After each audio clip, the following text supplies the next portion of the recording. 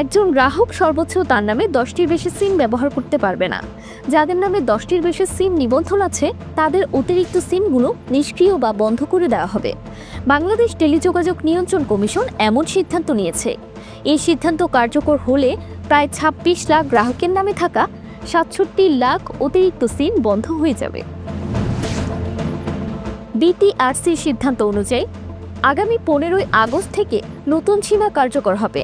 তার আগে 15ই জুলাই অপারেটর সহ সংশ্লিষ্ট সব পক্ষকে এ বিষয়ে নির্দেশনা দেওয়া হবে।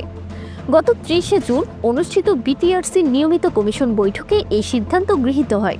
বিটিআরসি সূত্রে জানা গেছে, গ্রাহকদের মধ্যে যাদের নামে 10টির বেশি সিম রয়েছে তাদের একটি তালিকা তৈরি করে মোবাইল অপারেটরদের কাছে পাঠানো হবে।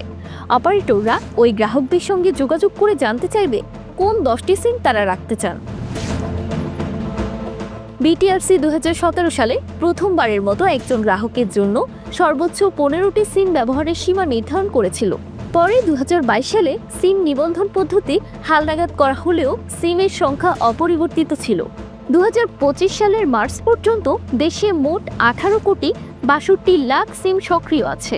বিটিআরসি সর্বশেষ পরিসংখ্যানে এ তথ্য জানা গেছে।